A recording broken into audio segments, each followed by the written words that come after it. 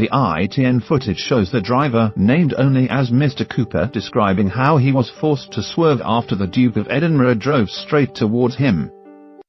The driver said Philip's car smashed into his vehicle as the Duke was driving the Queen through the village of Hollyport in Berkshire.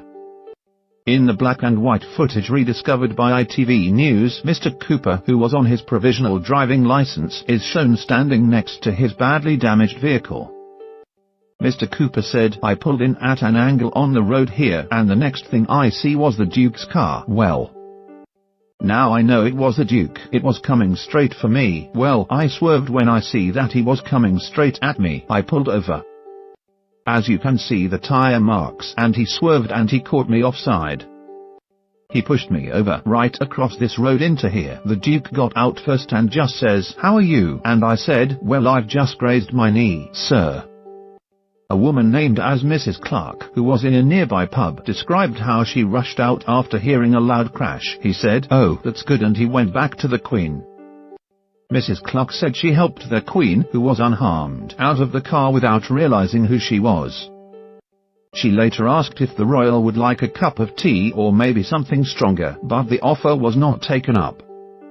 The video's rediscovery comes after Philip, 97, was involved in an accident last Thursday near the Queen's Sandringham estate. Philip's Land Rover collided with a Kia carrying 2 women and a 9-month-old baby on the A149.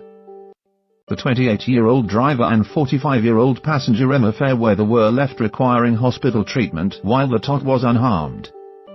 The Queen's husband reportedly said, "I'm such a fool," as he was pulled from his overturned car. Newly uncovered ITN archive emerges of crash involving the Duke of Edinburgh in 1964. https Twitter KOBN3QXXHHZWPIC Cognos QXXNMITV News @ITV News January 24, 2019. However, the 97-year-old was found to have no injuries of concern when he attended hospital for a checkup the next day. And Philip was seen out driving a new car without his seatbelt on just 48 hours after the incident, prompting police to issue him a warning.